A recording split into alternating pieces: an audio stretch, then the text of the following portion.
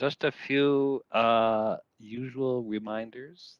It is still important that we meet, but important that we meet virtually given the risks of the ongoing pandemic. And we're doing that under Minnesota statutes 13D.021.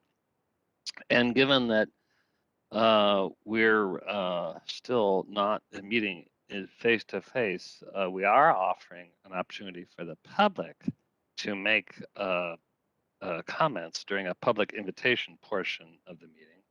And that will be only if people in the public pre-register for those comments. And that is possible also through any comments you may want to make through our by email at public.info@metc.state.mn.us. And it certainly looks like we have a quorum, but I'm going to ask Liz if you may please call the roll, and we'll get started. Atlas Ingebretson. Barber. Here. Chambliss. Here. Cummings. Here. Ferguson. Here. Hudson. Here. Gonzalez. Johnson. Here. Lee. Here. Lilligren. Here. Lindstrom. Here. Musset. Sterner. Here. Vento. Here. Wolf. Here. Zurin. And Chair Zelli. I'm here. We have a quorum. Also note in the chat that Councilmember Atlas Ingebretson is here. And now on to the agenda, which was sent out in advance. Unless anybody has an objection, I will consider that it is approved and move on to the approval of minutes from the meeting on August 25th, 2021. May I have a motion to approve the minutes? This is Sterner. I'd make a motion to approve the minutes. Thank you, Phil. Is there a second? Emily. Thank you, Councilmember Lee. And if there's no discussion, Liz, please call the roll. Atlas Ingebretson. Aye. Chambliss, or excuse me, Barber. Aye. Chambliss. Aye. Cummings. Aye. Ferguson. Aye. Hudson. Aye. Johnson. Aye. Lee. Aye. Lilligren. Aye. Lindstrom. Aye. Sterner. Aye. Vento. Aye. Wolf. Aye. And Chair Zelli. Aye. The minutes are approved. Now at the portion of the agenda to allow for public comment. And as I understand, we have no people who have pre-registered to speak today, unless Liz, you tell me otherwise. Nobody registered. Okay, so just a reminder, if there's those in the public who who are listening, you can pre-register by emailing public.info@metc.state.mn.us. And of course, you can always send comments. Next is our consent agenda that was sent out in advance. Is there a motion and a second to approve the consent agenda? Vento moves approval. Thank you. Second? Second, Atlas Ingebretson. Thank you. Any discussion? All right, hearing none. Liz? Atlas Ingebretson, Aye. Barber, Aye. Chambliss, Aye. Cummings, Aye. Ferguson, Aye. Fredson, Aye. Johnson, Aye. Lee, Aye. Lilligren, Aye. Lindstrom, Aye. Sterner, Aye. Vento, Aye. Wolf, Aye. and Chair Zelli. Aye. The consent agenda is approved. Next, we're on to reports and a number of reports from standing committees. There are no reports for the community development. Next, Environment Committee, Councilmember Lindstrom. Thank you, Mr. Chair. 2 reports this afternoon, and the first one is item 2021-230, and this requests the approval of Interceptor Chemical Odor Control System contracts number 20P215A and 20P215B. This is 2 important contracts. MCES has 16 operational feed sites, which deliver a chemical called dioxide to the interceptor system to manage odors and corrosion. And the current service uses proprietary equipment, which has not exactly fostered a competitive bidding environment. So before us this afternoon, we have 2 contracts, one to design, one for a design build for a odor management system, and the second for services to supply chemicals and operate and maintain the system for 10 years with an option to expand it for 2 5-year extensions. We had a RFP that was issued back in March 22nd, and after evaluation, a panel determined that Rice Lake Construction represented the best value to the council. The Office of Equal Opportunity set an MCUB goal of 13% for the design build contract, and no goal for the operations and maintenance of the chemical feed system. And Rice Lake Construction meets these goals.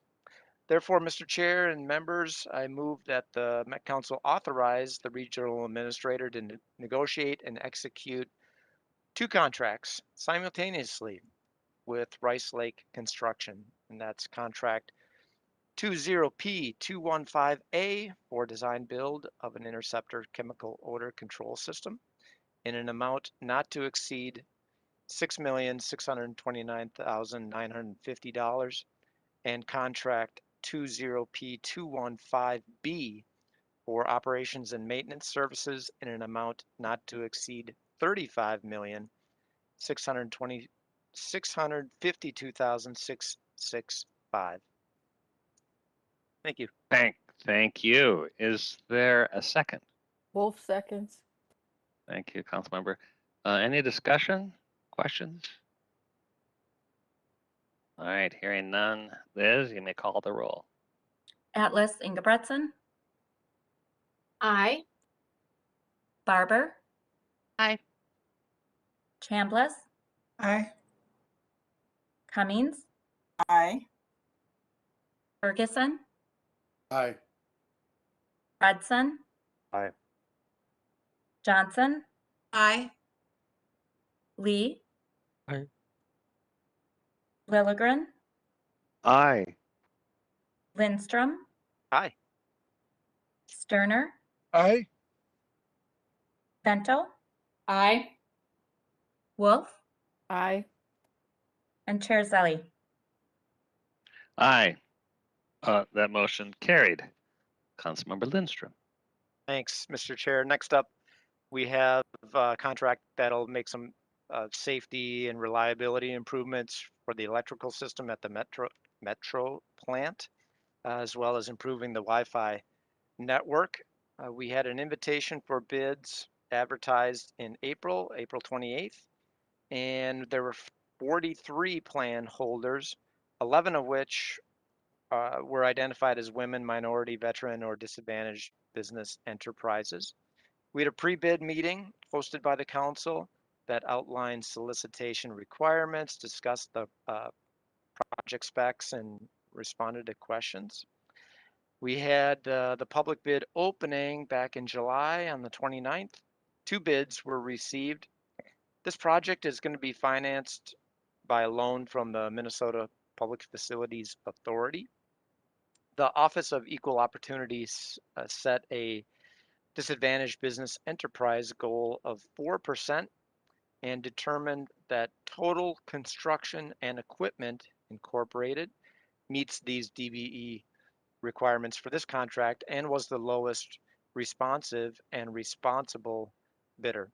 Therefore, Mr. Chair and members, I move that the Met Council authorize the regional administrator to award and execute contract 21P087 with Total Construction and Equipment for construction of Metropolitan Wastewater Treatment Plant Electrical Renewal Phase 3. This is project 808916 in an amount not to exceed $47,100,000. Thank you. Is there a second? Wolf seconds. Thank you, Councilmember. Any questions on this discussion? All right, hearing none. Liz, please call the roll. Atlas Ingebretson, Aye. Barber, Aye. Chambliss, Aye. Cummings, Aye. Ferguson, Aye. Fredson, Aye. Johnson, Aye. Lee, Aye. Lilligren, Aye. Lindstrom, Aye. Sterner, Aye. Bento, Aye. Wolf, Aye. and Chair Zelli. Aye, that motion carried. On to the Management Committee. Councilmember Ferguson. Thank you, Mr. Chair. We have 2 business items on the agenda today. The first business item is business item 2021-211, the Law Enforcement Labor Services Local 192 part-time police officers. Metropolitan Council's labor agreement with the Law Enforcement Labor Services Local 192 expired on December 31st, 2020.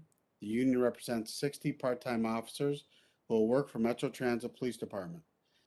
The part-time force consists of officers licensed with other metro area police agencies who augment our full-time police force for events and other critical service needs. The officers maintain their leave and insurance benefits with their home agencies. The union and the council reached a tentative agreement on July 28th, 2021, which was ratified by the membership on August 17th, 2021. The union and the council have previously agreed that the compensation of the part-time officers should mirror that of the full-time officers. Highlights of the agreement include a 3-year contract effective January 1st, 2021 till December 31st, 2023, a 2% wage increase in years 1 and 2, and a 2.5% general increase in the 3rd year of the contract for all active employees. The wages negotiated in this agreement are consistent with the settlements reached with the council's other labor unions. The cost of the agreement was reviewed by finance and was negotiated within the economic parameters established by the council. The item was reviewed and approved by the Management Committee on August 25th, 2021. Mr. Chair, I move approval to authorize the regional administrator to enter into a labor agreement with the Law Enforcement Labor Services Local 192 effective January 1st, 2021 through December 31st, 2023. Thank you, Councilmember. Is there a second? Second by Johnson Barber. seconds. Great. Is there any discussion, question? All right, hearing none. Liz, please call the roll. Atlas Ingebretson, Aye. Barber. Aye. Chambliss, Aye. Cummings, Aye. Ferguson, Aye. Hudson. Aye. Johnson, Aye. Lee, Aye. Lilligren, Aye. Lindstrom. Aye. Sterner, Aye. Vento.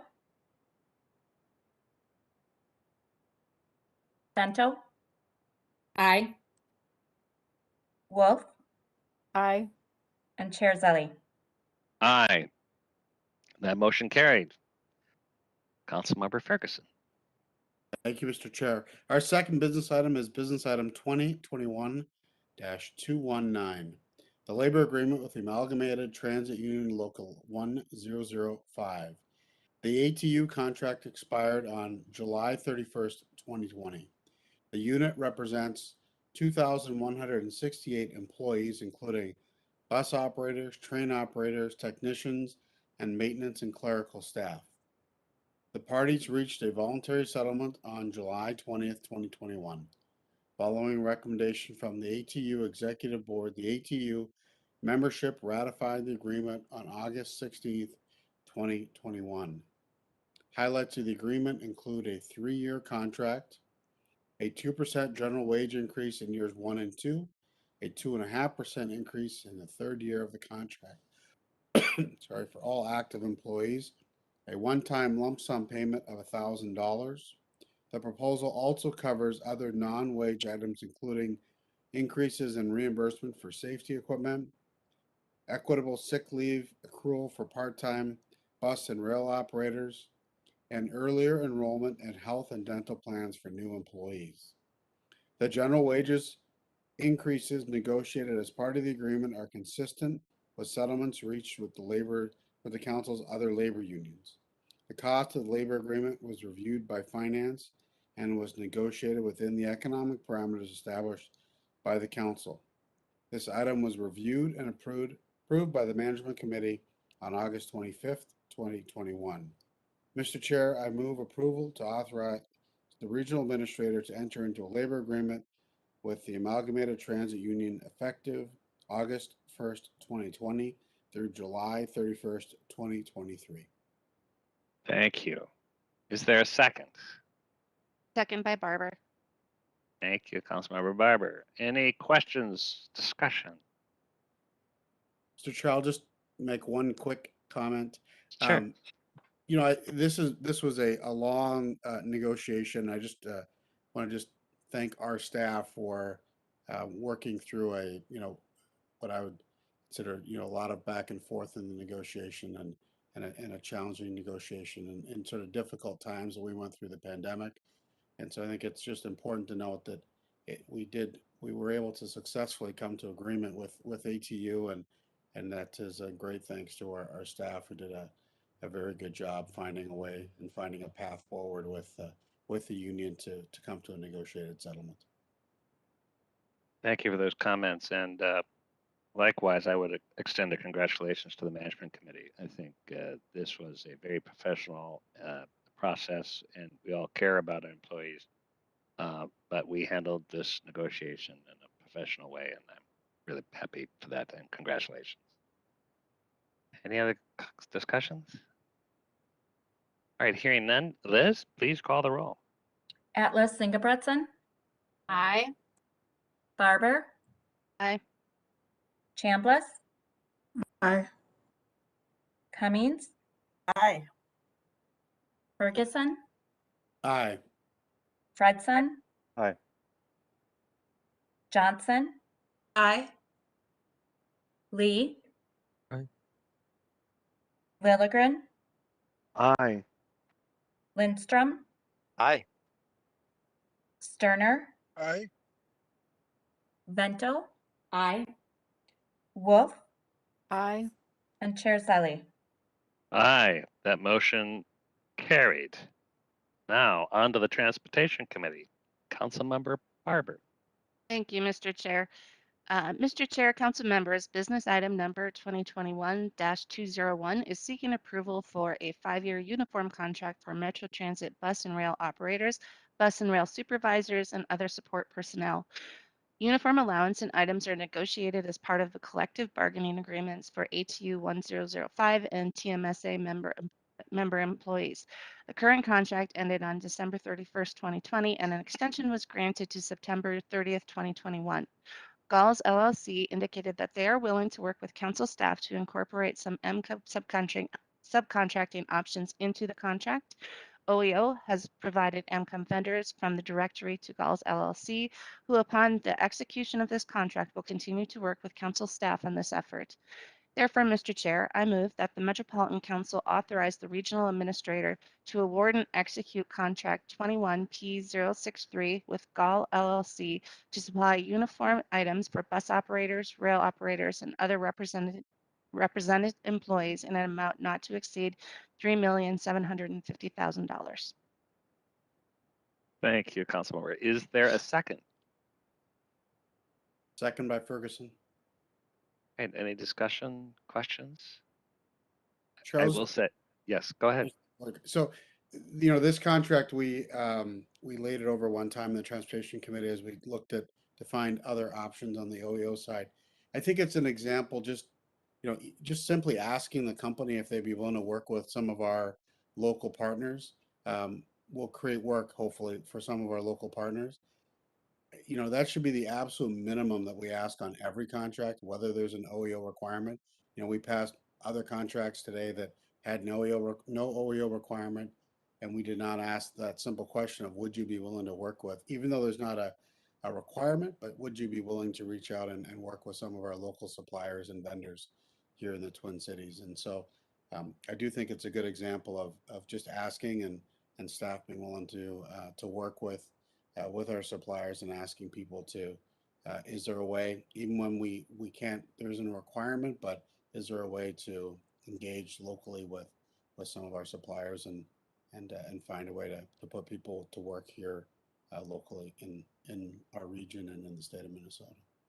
Great point. Thank you for raising that. And we've talked a lot about we can only achieve so much from just compliance. What can we do? And sometimes, as you point out, a simple request can go a long way. Any other comments, questions? All right, hearing none. Liz, please call the roll. Atlas Singebretson, Aye. Barber, Aye. Chambliss, Aye. Cummings, Aye. Ferguson, Aye. Fredson, Aye. Johnson, Aye. Lee, Aye. Lilligren, Aye. Lindstrom, Aye. Sterner, Aye. Bento, Aye. Wolf, Aye. and Chair Zelli. Aye. That motion carried. On to the next item, Councilmember Barber. Thank you, Mr. Chair. Mr. Chair, council members, business item number 2021-216 is for approval of Amendment 2 to the Kimley Horn contract for construction management support services on the Southwest LRT project. The Kimley Horn contract was executed in September 2017 in an amount of $8,500,000 prior to the November 2018 contract award for civil construction. Delays in the civil construction contract and additional unanticipated support services that have impacted the construction management support services budget. Additional support services include construction scheduling and cost analysis, construction communications support, and specialized engineering to support the project. The CMSS team is integral to the council's effort in updating the construction schedule and negotiating associated costs. Amendment 2 seeks to add $5.5 million for construction management services through the end of 2022. Staff anticipates an additional amendment will be required to continue services through the completion of the project once the extent of the construction duration is determined. Therefore, Mr. Chair, I move that the Metropolitan Council authorize the regional administrator to negotiate and execute Amendment Number 2 to Contract 17P060 with Kimley Horn and Associates Incorporated for construction management support services to add $5.5 million for a total contract amount of $14 million. Thank you. Is there a second? Lynn seconds. Great. Any discussion, questions? All right, hearing none. Liz, please call the roll. Atlas Ingebretson, Aye. Barber, Aye. Chambliss, Aye. Cummings, Aye. Ferguson, Aye. Fredson, Aye. Johnson, Aye. Lee, Aye. Willigren, Aye. Lindstrom, Aye. Sterner, Aye. Bento, Aye. Wolf, Aye. and Chair Zelli. Aye. That motion carries. Now, under other business, business item 2021-233, the 2050 Water Resources Policy Plan Advisory Group. This is about establishing an advisory group, which we haven't had before, but we're going to get a quick presentation from Judy Sventek, our Water Resources Manager. And she's going to tell us a little bit more information and the rationale behind establishing this group. Judy, are you there? I am here. Presentation's Thank you, Mr. up. Chair. Great. Welcome, Judy. Okay, thank you. Next slide, please.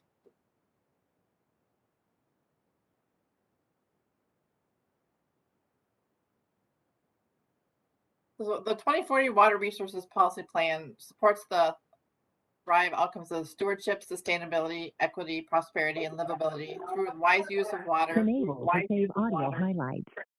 protection, and restoration of water resources in the region, and efficient operation of the Council's wastewater systems. To aid in the development of the 2050 policy plan, which includes the wastewater system plan, regional discussions and clarification of issues that impact water resources in the region are needed. So a work group made up of water supply, wastewater, and surface water experts in the region is needed to help advise and guide the council staff throughout the entire process of updating this plan. The work from this group will augment the council's role in developing the water resources policy plan and increase the regional voices in the making of the next water resources policy plan. Next slide, please. The advisory group is a collaboration between external customers and stakeholders. It includes representatives from watersheds, wastewater, and water supply professionals from around the region. And I want to emphasize that we spent a lot of time considering the participation to ensure that we chose participants that represented all 7 counties, cities of various sizes, developing communities, cities who were fully developed, the urban core cities, as well as rural centers. And also we would look to have representatives from watershed districts as well as the watershed management organizations throughout the state, or throughout the region, excuse me. It is planned that this group will meet 2 to 3 times per year through 2024. It may go into a little bit into 2025, depending on when the public comment period ends for that. So next slide, please. Really, the purpose of this group is to advise the council staff on the proposed process, timing, and schedule for updating the policy plan, to advise and assist council staff in making connections with groups that need to be reached out to and receive input from. So, giving us advice on other people that we should be talking to. They will provide input on the emerging water issues to consider as we begin the process, provide input on new policy and implementation strategies we'll be working on throughout the entire process, and really just be an additional way to help to define the process for seeking input on the draft issues and policies before we seek input from our larger group of stakeholders. Next slide, please. This slide includes the proposed advisory group members. From this slide, you can see that we have watershed management organizations as well as watershed district representatives. It includes rural watersheds, larger watershed districts, as well as some of our smaller watershed organizations.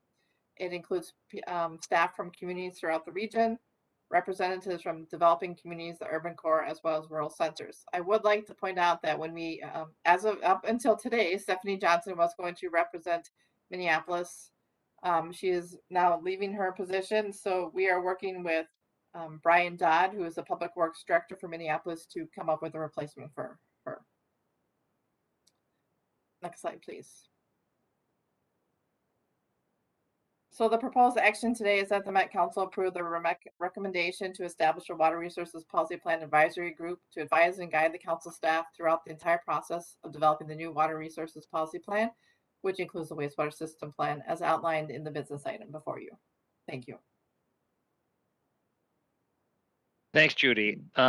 So I think this is really a way to get that expertise, in the room early in the process, broadly kind of represented.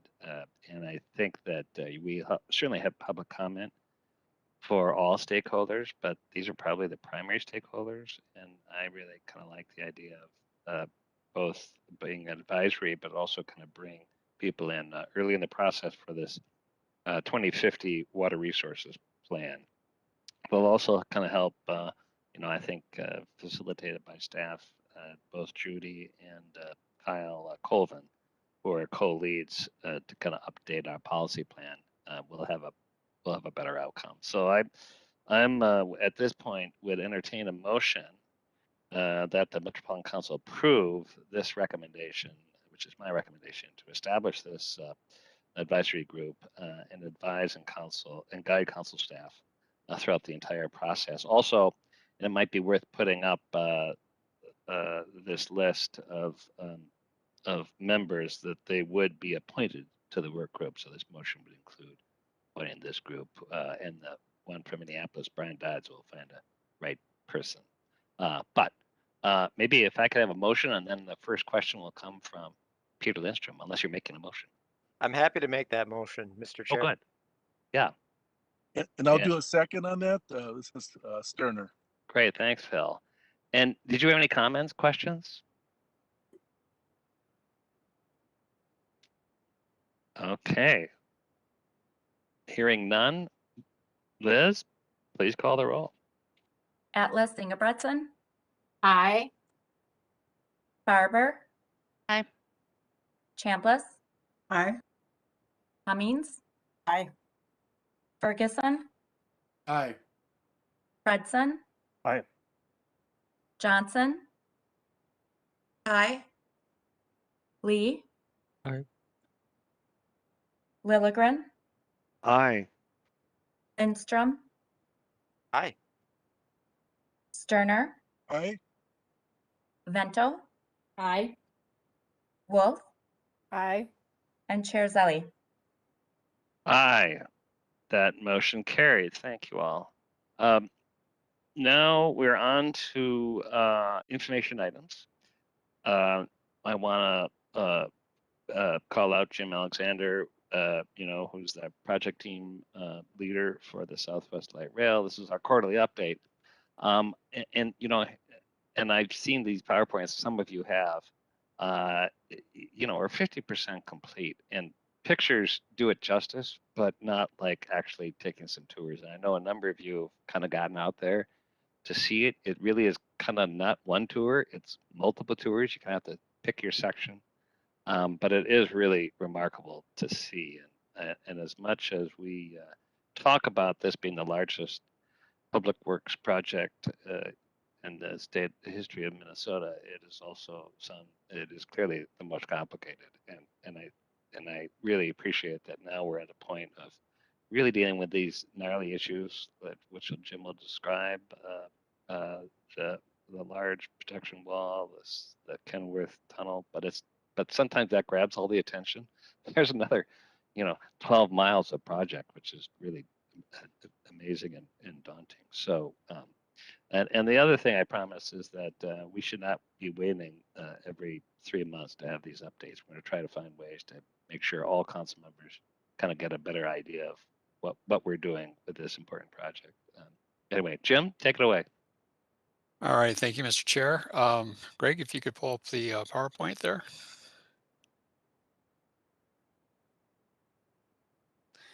All right, well, I think our last update was in June, so a lot has gone on since that time, and I'll show you some updates. You move on to the next slides there. We'll cover the project update, give you a right-of-way update as we typically do, and then John Tao will talk about DBE status, and then we'll talk about communications outreach. So next slide there, Greg. I skip that one too, I guess.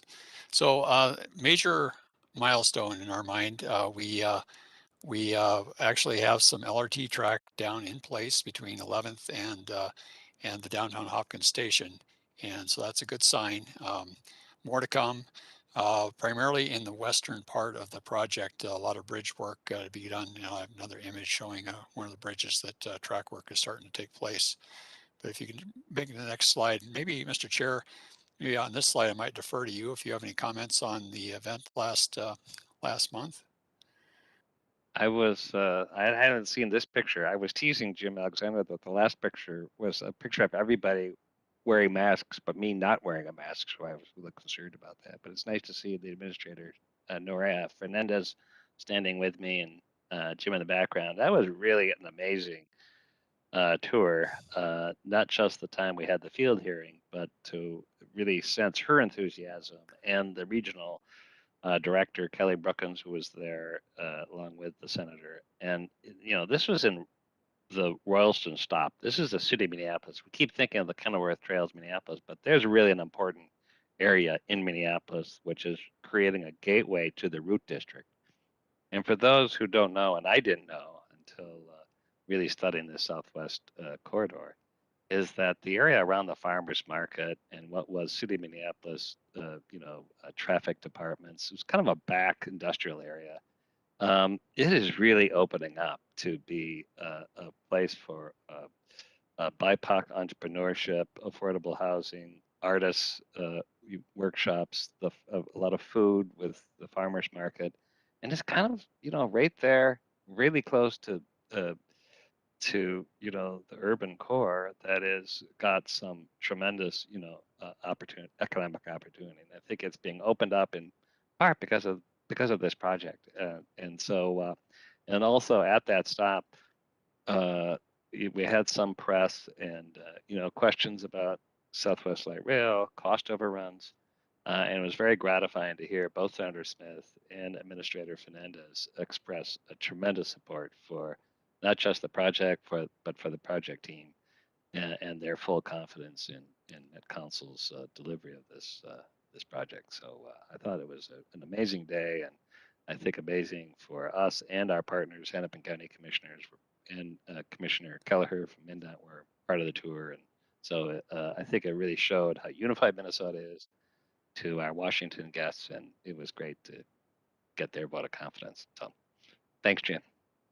All right, thanks, Mr. Chair. So just kind of just follow on to what the chair had said in our development. We continue to have good, productive conversations with our contractors on the schedule update, and we hope later this year we'll have our schedule better in hand and have a better understanding of what the costs are associated with those. And I would just say that the business item 2021-216 that you just approved tonight goes toward that. That has our cost and schedule expert Troner that I mentioned in the past. They are involved in that contract, and they will be heavily involved, which they already are on our negotiations with our contractors on our schedule and budget with those two contracts, the systems and the civil construction contracts. So maybe Greg, if you could move on to the next slide. So I have a number of slides as I have in the past, starting out at Southwest Station. I think last time we showed this, we were kind of 2 decks down from what's shown here. So we now have all the decks placed for concrete. There's still a lot of finish work to do.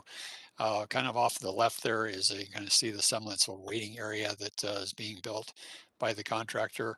And just barely off to the right there, you can see in the background that there's a temporary waiting area that's currently in use by Southwest transit patrons, and eventually there'll be that that will be taken out of commission, and the new waiting area will be used for the permanent location for the for not only the bus patrons but LRT patrons as well.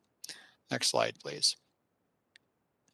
So this is one of the images I was referring to. This is really just temporary rail right now to set what's called plinths. These are concrete slabs, if you will, that sit on the deck on the Prairie Center Drive Bridge, and we'll have this called a direct fixation track, where eventually we'll have the rail situated on these plinths as we move along. They have about 75% of this completed right now, and more to come out west in terms of putting rail down. Next slide, please. Here's some artwork that was actually paid for by the city of Eden Prairie. Looks pretty nice. This Valley View Road LRT bridge is well far along. It's almost, the structure is nearly complete, about 98% done. And you can see the artwork that is exhibited there on the pier. Next slide, please. So this is the 9 Mile Creek LRT bridge. Most of the decking has now been placed on this. This is the north abutment as we make our way into the Golden Triangle area. Next slide, please. So Golden Triangle Station, this is pretty far along. So far we have, I believe we have about 10 of the 16 stations under construction in some level of completion. This is pretty far along in the upper 90%. And off in the distance is the land bridge first, and then we head on to a LRT bridge that goes over Flying Cloud and Shady Oak, and eventually over Trunk Highway 212. Next slide, please. This is that bridge structure over 212. We had a lot of cooperation with MnDOT as we had to close this highway down for about a week to set these beams. These beams are curved steel beams that were manufactured in Indiana and about 10 feet high. Quite an effort to get these put in place. It was kind of interesting to watch the contractor do that work with 2 cranes and a lot of workers involved. A lot of coordination. Next slide, please. Make our way into the 62 tunnel. We're just about complete with the structure here. This is the south part of that, and you can see the retaining walls going into the portal there with 62 off in the distance there. We'll eventually be bringing 62 back towards us in the slide for its permanent location. Looking to do that later this fall. And the contractor will continue working on the tunnel work itself with backfill and all that kind of good stuff. Next slide, please. So we make our way past the Opus area, and then just north of the Opus area is our Smetana and Feltham Road bridges. What you see in the lower left is the Smetana Road bridge. The LRT essentially goes down under that bridge. You can see where the crane is. That's where the LRT will be traveling through. Next slide, please. So this is this is actually our longest bridge on the project. Most of the piers done for the Minnetonka Hopkins Bridge. This is just north of that roadway bridge area I just spoke of with the freight rail, kind of mid slide there. The contractor has started placing some decking, or some bridge beams on this bridge. Next slide, please. Shady Oak stations continue to progress with more elevation work there and some of the knee walls in place. Next slide, please. This is the Excelsior LRT bridge. Quite a structure. If you haven't been out there to see this, if you have been out there, you can't really miss it. It's a pretty big structure. It goes over, I think we have about a 400-foot span that spans over the roadway and the rail tracks just in at the east end of Hopkins there. Next slide, please. Blake Road pedestrian underpass bridge. You can see off in the distance, the contractor is working on that east section of the pedestrian tunnel. That needs to be done first before they can start, they can move the freight in. The final location will be just to the right of this, of the pedestrian trail, and LRT will be essentially where the freight tracks are located in this image. So that's really the last freight rail shifting that we have to do, other than what we have to do with the Kenilworth tunnel once that is completed. Next slide, please. Louisiana Avenue LRT station. This is just on the east side of the roadway in St. Louis Park. You can see off in the distance the freight bridge has been put in place and in use, and contractors building this LRT bridge. Very soft soils, so we have a lot of piles involved on this structure here. This is the east abutment for that bridge. Next slide, please. So the Kenilworth LRT tunnel, this has been a topic of discussion with our schedule challenges we've had. And I took this actually last week. We had an opportunity to get down to take a look at the tunnel construction. Our construction director, Brian Renzel, is off in the distance on the left image. Just today, this where you see the rebar placed, the contractor has placed concrete for the first tunnel slab of the structure. So that's a pretty big milestone for us to move forward on this. The contractor will continue the excavation process where you can see that equipment off in the distance to the east. And we're looking to close Cedar Lake Parkway here later this month on the 20th, so the contractor can install some jet grouting to seal up some gaps we had encountered with some of the sheeting that we'd placed last year. And we talked about the secant wall in previous discussions. That would be in the foreground off of this image where we're going by the 10-story condominium building as we've and also their parking ramp. So we have about a 500-foot segment where the secant wall that was presented, that business item was presented to you all and approved last month. And so that work will be underway later this fall after we get the change order in place, which is in process right now. Next slide, please. So moving to the east, this is the Cedar Lake Channel between Cedar Lake and Lake of the Isles. This is for the LRT bridge. Off to the right is the freight bridge that was built last year, and off to the left is the existing bike pedestrian bridge that's currently used for a haul route. That'll eventually be taken out, and a pedestrian bridge will be built there in after the LRT is all put in place here. Next slide, please. 21st Street Station moving along. Progress there. Next slide, please. So the other issue that we've been talking about is the quarter protection up along the BNSF corridor in the eastern part of the project.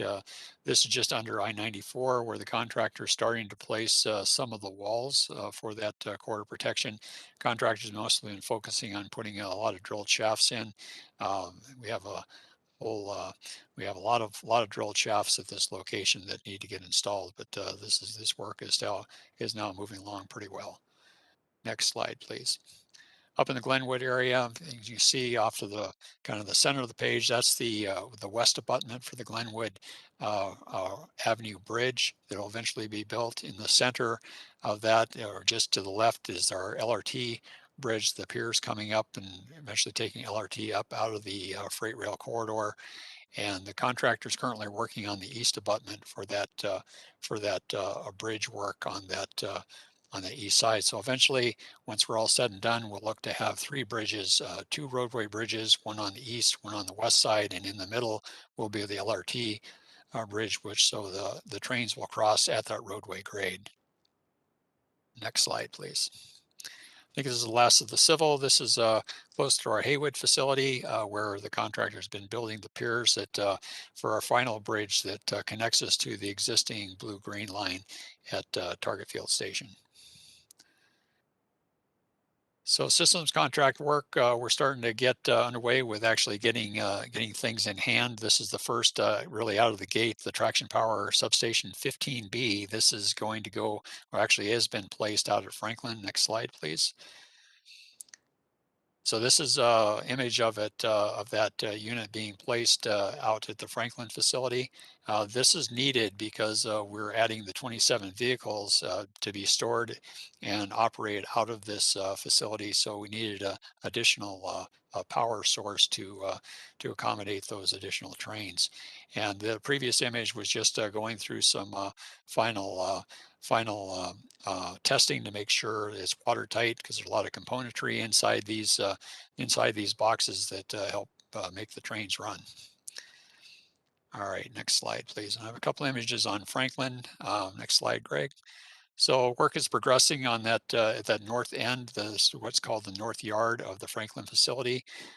So they're moving along pretty well. We still look to have this facility completed by the end of the year. And you can see in the middle there, that's the where you can see the window work. That's the new rail control center that we have just relocated that up in that area, and we're repurposing the existing rail control center area. In this next slide, I think I had something similar for the last time. Not a lot of new work on this area. This is where we will store some of the vehicles. We call the West Runner tracks. It's right next to the storage barn.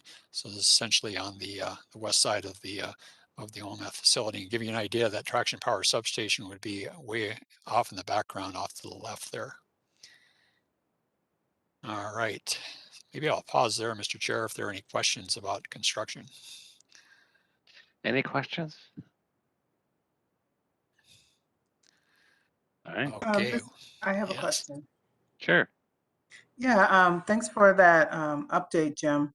I'm just curious about how all of the construction along the Southwest Corridor is affecting nearby residents and traffic.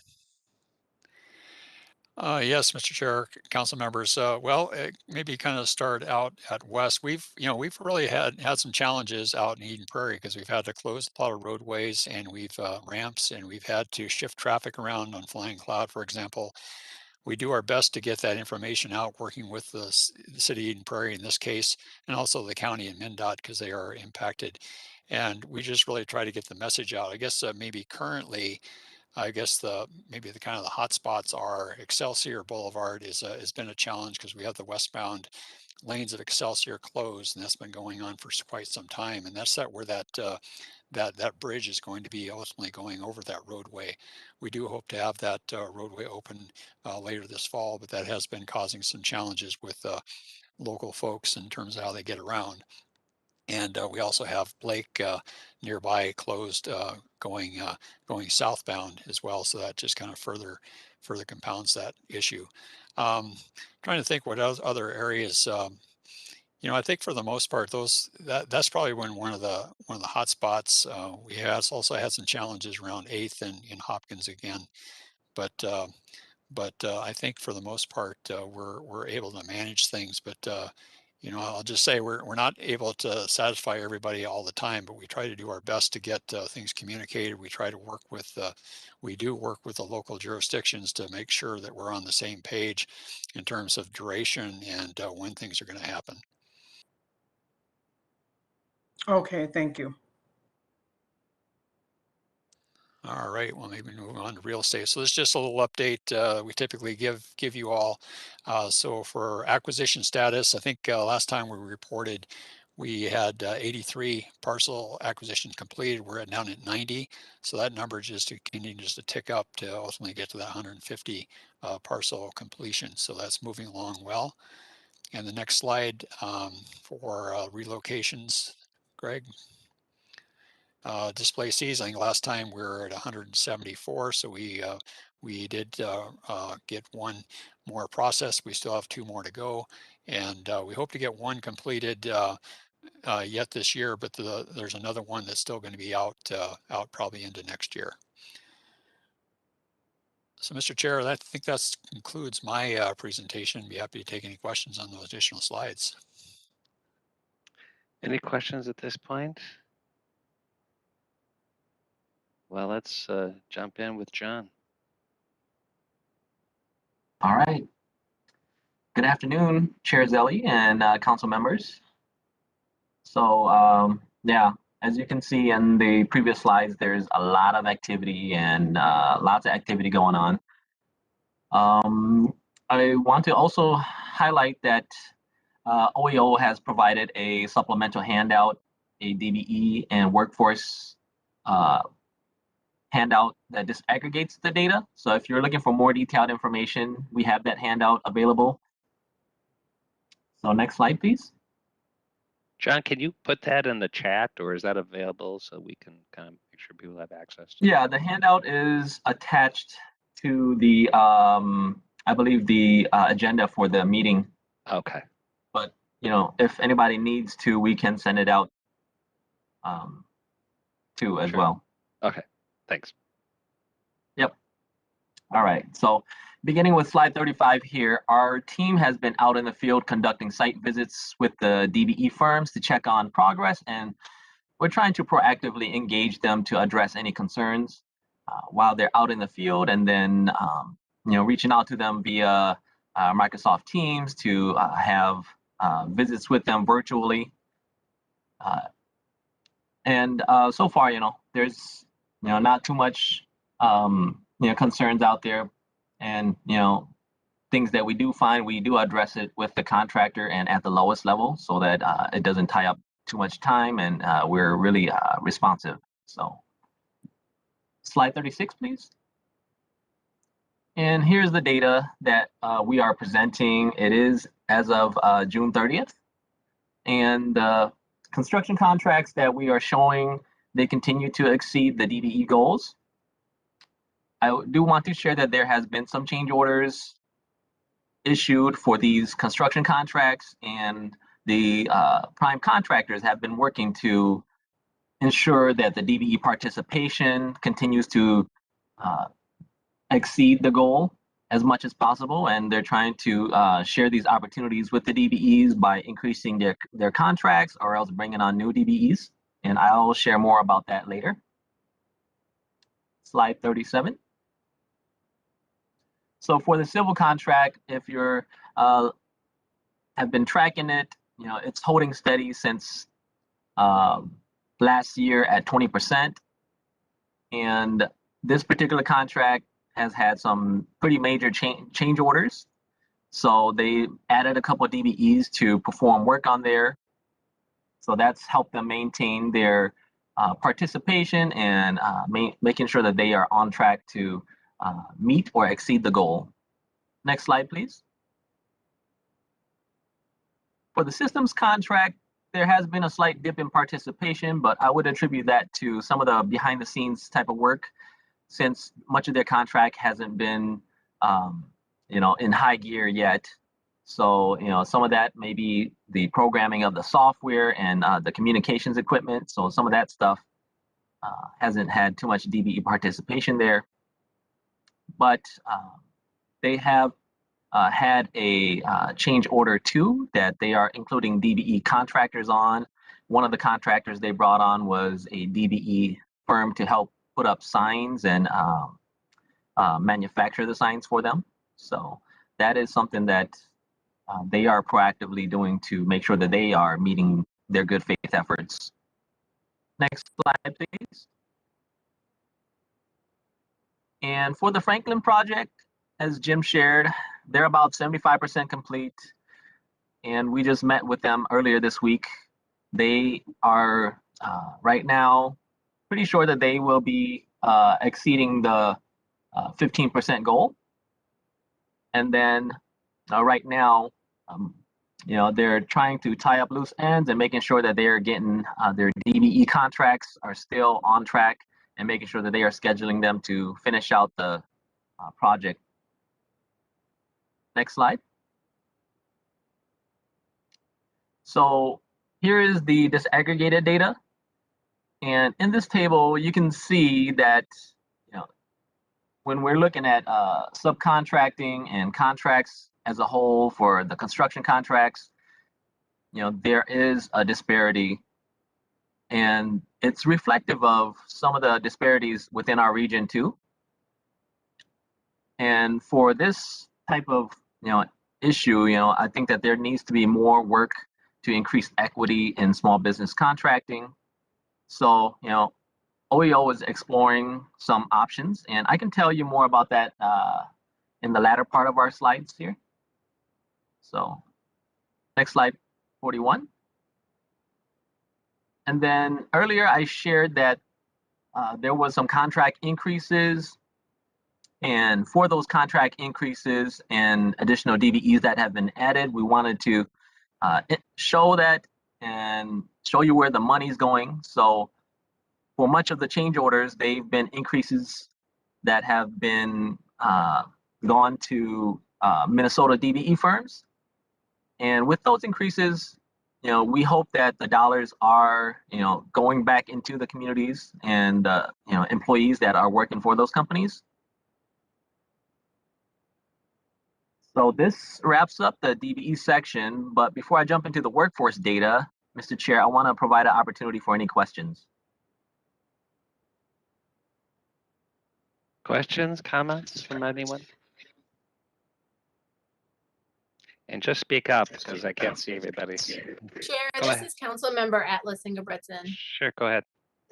Thanks for sharing that. One of the things that strikes me is that because we were so below, we'll have to go as far below the line as we go. We need to go as far above the line as we were below the line to really get there. But what I wanted to make sure, I thought I heard you say this, that you do think that overall in the project, we'll end out above our goal. Mr. Chair, yes.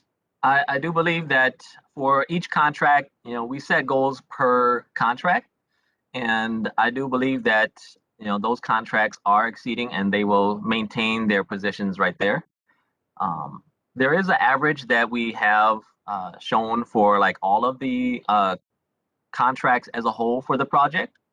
And because the civil contract is such a huge contract that is helping to lift up all of the overall project achievement. Thank you. I think this work is so important, and thanks for pointing out the disparities that are still there, especially for our largest ethnic non-white populations. And just, I mean, we've said this a ton, we've say it so much, nothing is going to be different in our communities unless we demand for it to be, and we insist and do all the things that are in our capacity to make that so. So thanks for the good information and presentation. Thanks for the comment. Any other questions at this point?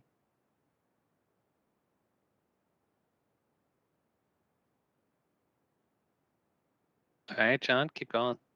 All right.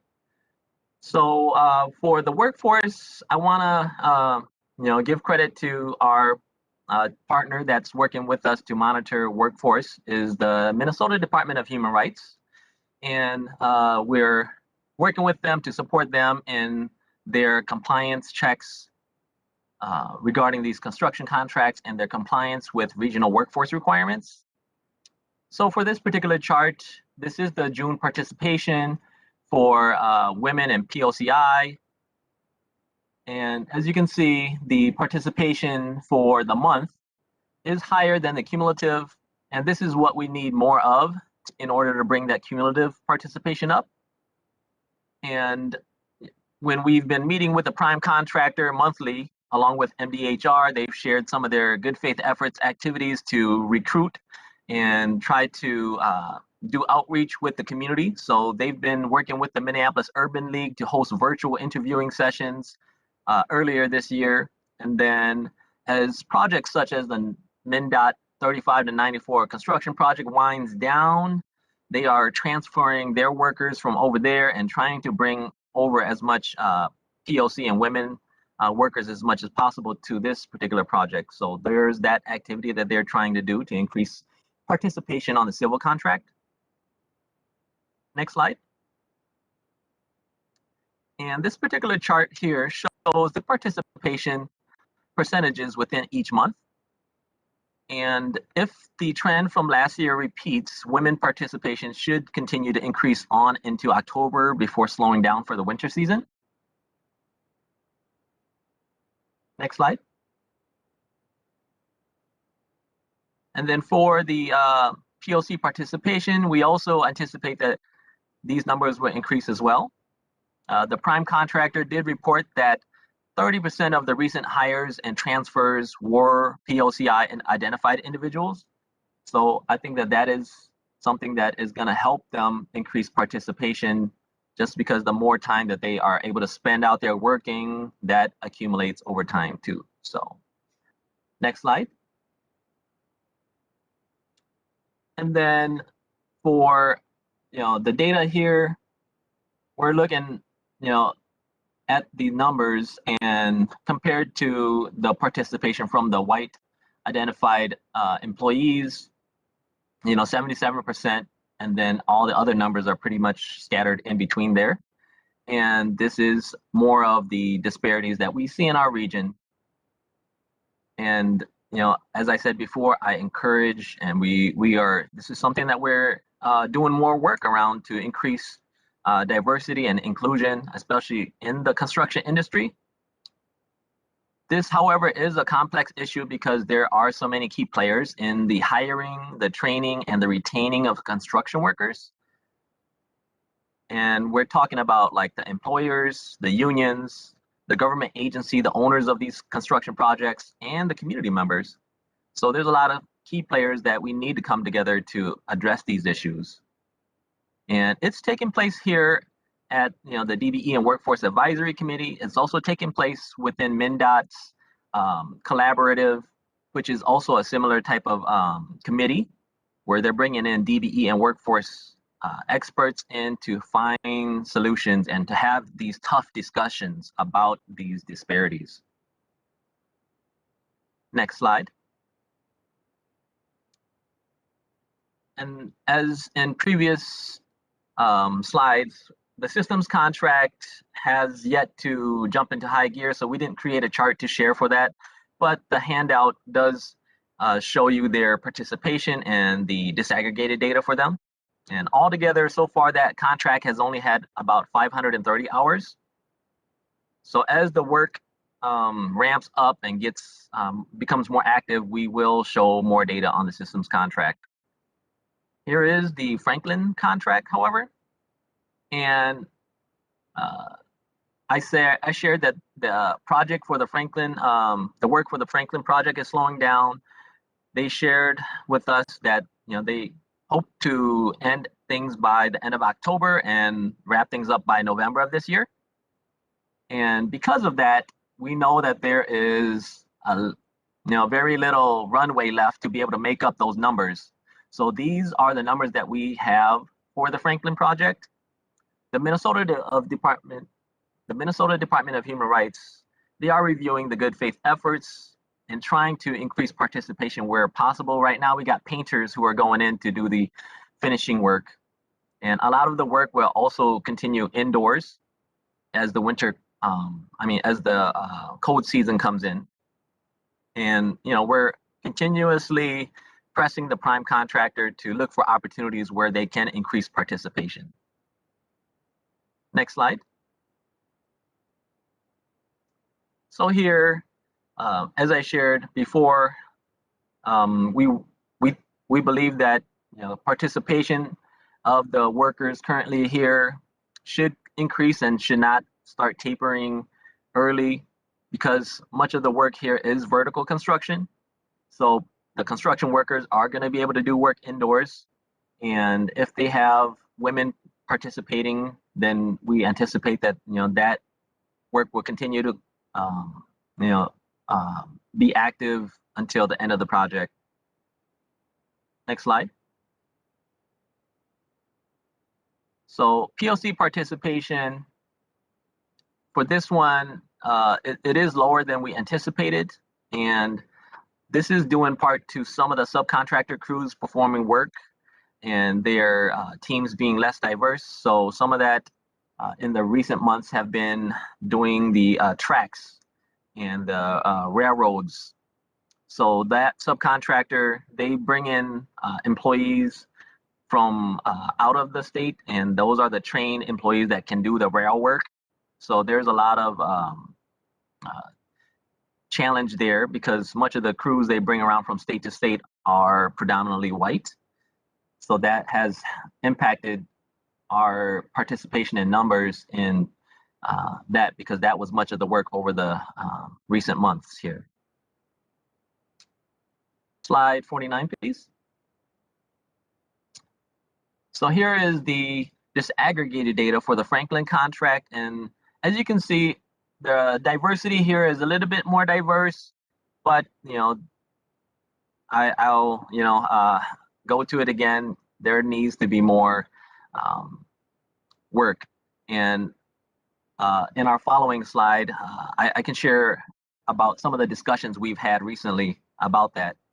But something I do want to note here is that for the Franklin contract, something we saw, which is quite uncommon, is there is a large portion of workers self-identifying as not specified. So they're declining to identify their ethnicity. And that makes it a challenge for us, especially when we're trying to disaggregate the data. And we did work with the prime contractor and the subcontractors to make sure that this was not something, an error or anything like that. It was the employees who did choose to not declare their ethnicity. And this presents a challenge for us as we're trying to draw out the data so that we can be more informed in our decision making. Next slide. So the DBE and Workforce Advisory Committee, we've been trying to have discussions and not only reviewing achievements at these meetings, but we're also looking at how we can do things differently and where can we learn from other agencies or other organizations within the region here and then across the country.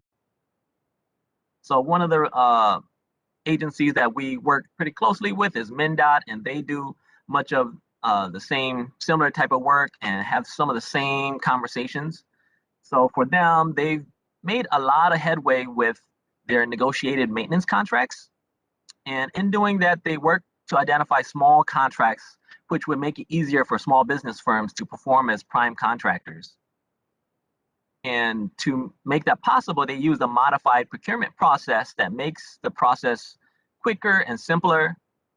They are also tapping into their project managers and changing their agency policy because they know that that has incredible leverage to help increase participation of small businesses. Something else that MnDOT is doing is they have a results and transparency committee, and at the advisory committee meeting where they attended and had their presentation, they shared that they are having similar challenges as the council in regard to increasing workforce participation within our region. The committee meeting, it's helped to make things more transparent, and in having these conversations, something that is different from the council though is that for MnDOT, much of their funding comes from the Federal Highway Administration. And because of that, this allows them to incorporate on-the-job training because the FHWA, they have allocated funding to support on-the-job training.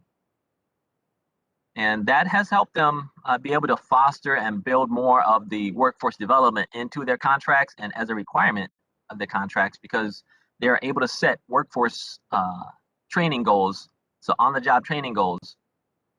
So SWLRT and much of the other council contracts, the funding comes from the FTA, which is the Federal Transit Administration, and it doesn't have that component. Some good news, though, is that in May, the US DOT announced an expansion to the local hiring preferences pilot program. And they made this opportunity available for the FTA funded projects. So this is something that is gonna present a great opportunity for the council and other FTA funded projects to take advantage of. And if you're not familiar with the local hiring preferences program, it's a 4-year pilot program that allows transit agencies to use geographic, economic, and other hiring preferences on FTA-funded construction projects. So hopefully we can tap into this and use this pilot project as a way to increase diversity and participation in our community and help create equity and reduce the disparities. Then lastly, I also want to highlight the San Diego Association of Governments. We invited them to come and present more about their bench program. And if you're not familiar with the San Diego Association of Governments, they're also known as SANDAG. And their organization is pretty similar to the Met Council in how they do planning and development for their region. So the bench program that they came and presented information about, it's a program that breaks down the scopes of work on construction contracts and professional services contracts into smaller on-call contracts for a pool of certified firms to take on. And because they do this, this allowed small opportunities to be spread across more DBEs and not just a few that are able to bid on the contracts or the larger contracts. And this has been pretty successful. It's won some, gotten the attention of the FTA and FHWA on how they are doing small business and alternative contracting methods. And something I do want to highlight here is that their program was only possible, though, because they went to the agency and they proposed an alternative contracting method. And initially it was shut down, but they went all the way up to the FTA and proposed it, and the FTA reviewed it, saw that there was merit to it, and that this is in the spirit of the DBE program and trying to increase participation from small businesses. So the FTA approved of it, and that opened the door for them to do something different. And then something else is that for the larger prime contractors, they also worked with their legal department to incorporate the prime contractor's small business plan that they submit at bid time. And they worked with the procurement department and their legal department to make sure that that business plan was incorporated into the contract, which made the contractors more accountable and required them to follow through with some of these commitments that they made and not just a promise. So that was something that we are looking at in OEO to look to see how can we implement some of these practices to increase our small business participation. I do want to say that the presentations and discussions that were had at the advisory committee, they were all recorded. So if you are interested in watching them and listening to the conversations, you can jump onto the DBE and Workforce Advisory Committee webpage and watch their presentation, see their slides, and listen to some of the discussions that we had. So, Mr. Chair, this ends my presentation, and I will give it back to you. Thanks, Sean. Any last questions or comments from John Ta? Well, thanks, and I really appreciate this detailed report, John. And I see Sam O'Connell's face has appeared on my screen, which must mean we're talking about communications and outreach. So, Sam, take it away. Thank you, Chair. Thank you, Council members. Just real quick, talking a little bit about communications and outreach. So, good evening. I'm Sam O'Connell, Assistant Director for Community Affairs. And if we can move to the next slide, Greg, we'll talk a little bit of what we did. So you kind of heard some of this, I think, from Jim's presentation in terms of what we've been doing, but just as a reminder for folks on how we do communicate with our stakeholders in the corridor. Again, our weekly construction updates tend to be one of our more successful methods of communicating updates on construction. So I believe Councilmember Chambliss, how do folks learn about the detours? This is one way of how they learn that. We also have a growing number of Twitter followers, which is we're really happy to hear as well. In addition, we still continue to meet with a lot of our construction information work groups. So again, there's one work group for each of our communities. So we have 5 construction information work groups.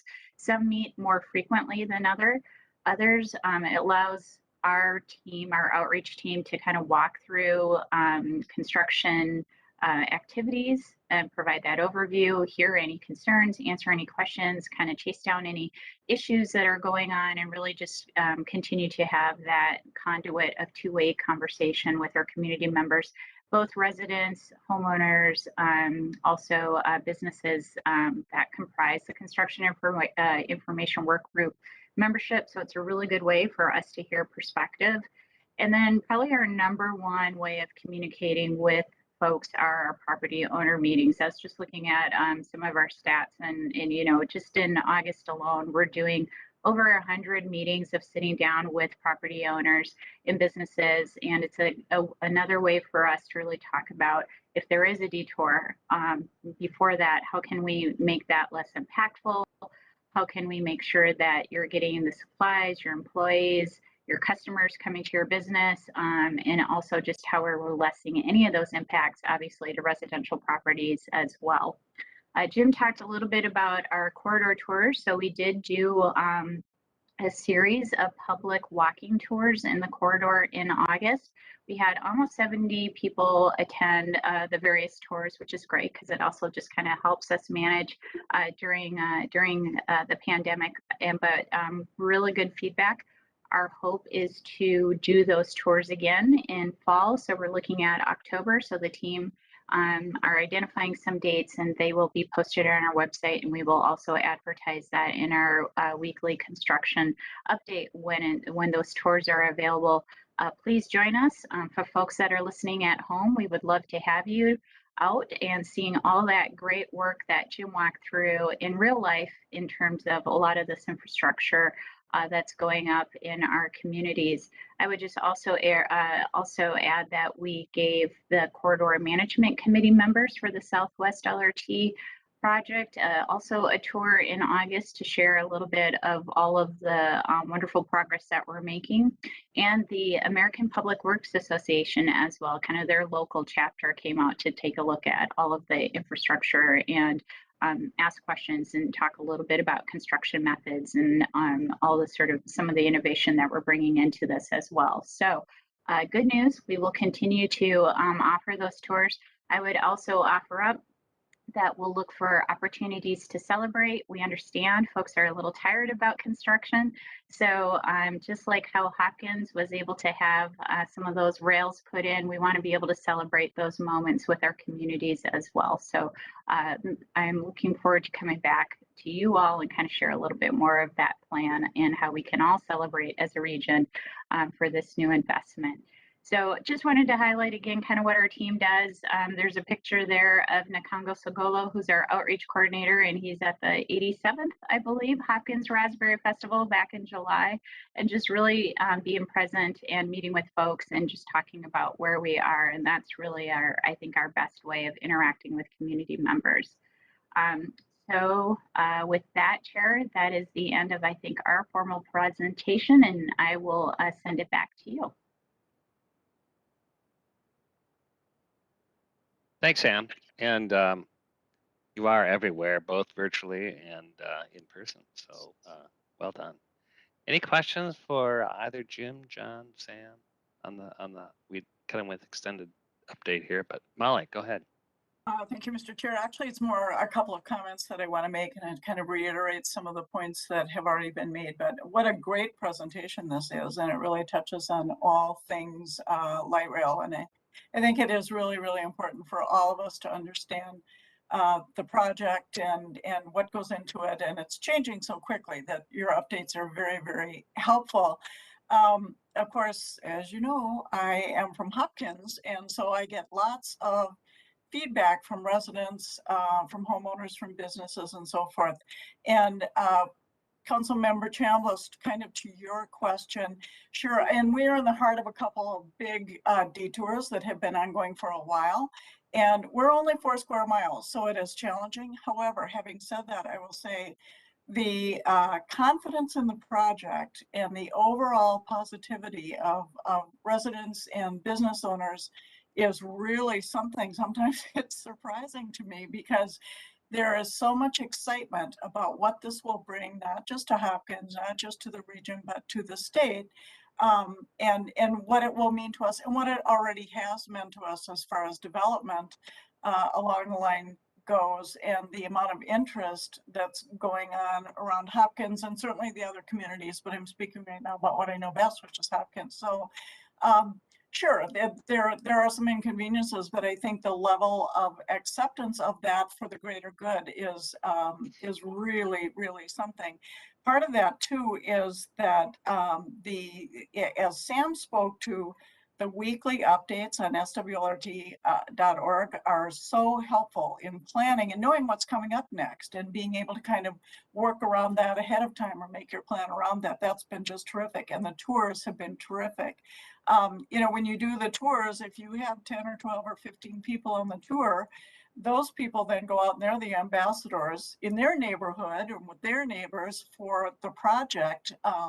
And I think that is just invaluable. And I've gotten so much positive feedback from those who've been able to participate in the tours.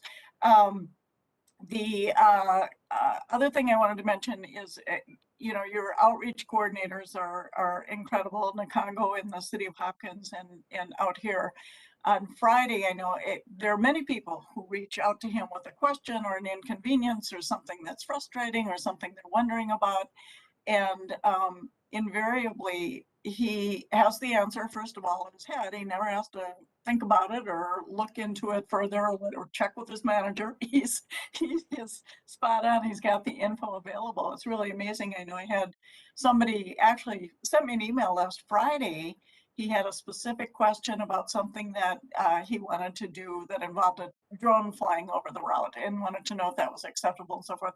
He said he reached out to Nakongo and had a response within 20 minutes and could hardly believe it. And that was not the first time that he had made that contact with a question. And he was just so, so happy about that. I've had business owners who have said, you know, this or that frustration, and I direct them to Nakongo and he responds just immediately. So those things go so far in addressing the inconveniences and the challenges that come along with building something like this. And so I appreciate that and applaud the entire staff because it's really something. And then to reiterate what the chair said, seeing the slides is fantastic. Jim, you do a great job, but seeing it in person is something else. So I would invite anybody who wants to come out this way and see what's going on.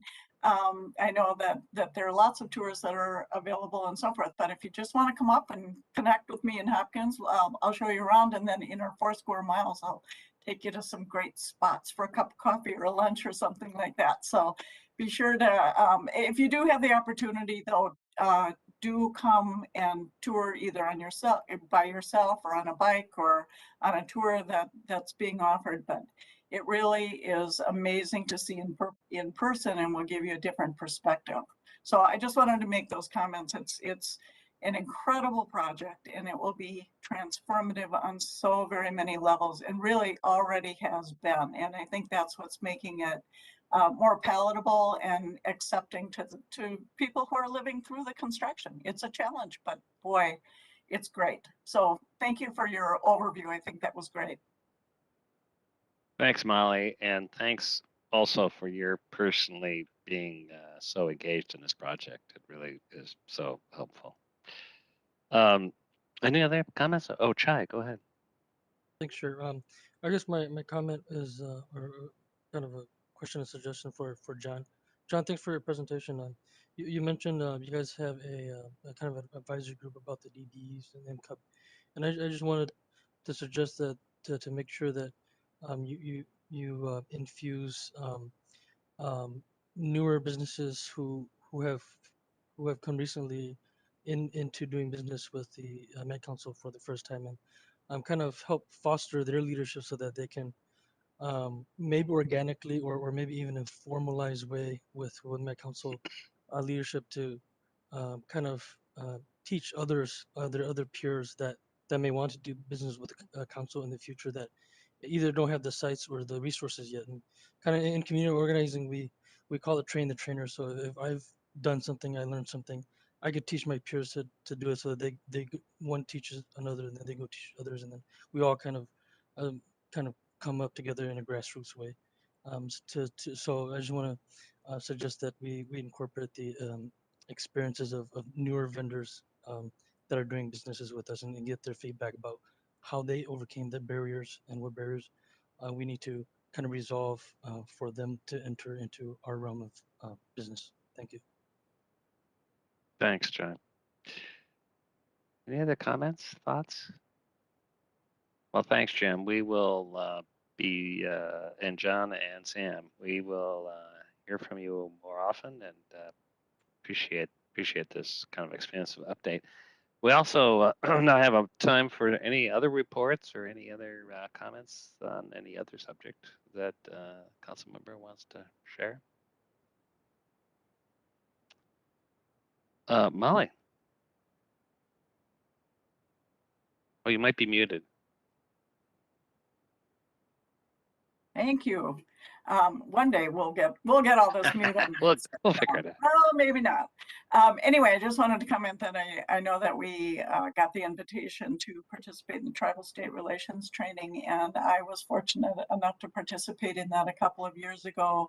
I believe Councilmember Vento has done it, and I don't know who else, but I just wanted to say that it is just an incredible opportunity. It's informative, it's interesting, it's important, and if you have the opportunity to participate, they're doing it virtually, so it isn't all a day or 2 days that you need to take off and travel.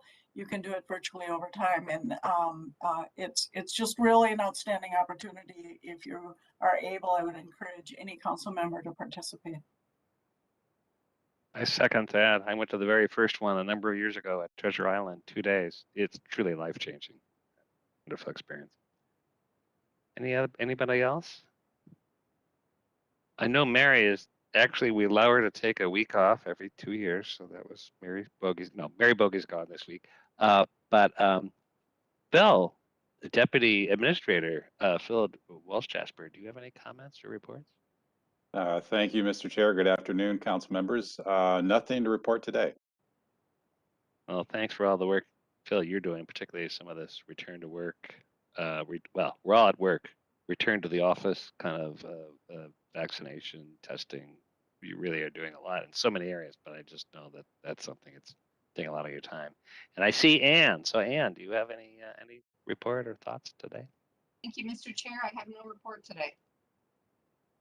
All right, well, we got an extra half hour to our day. It feels like the start of the year, you know, kids are back in school, it's fall. So enjoy the fall. This year's racing by. And happy Rosh Hashanah for those, kind of a new year, wish to celebrate. And I know we will see you all very soon. Thanks, everyone. Great to see you. And this meeting is adjourned, but we'll see you soon. Good night. Thank you.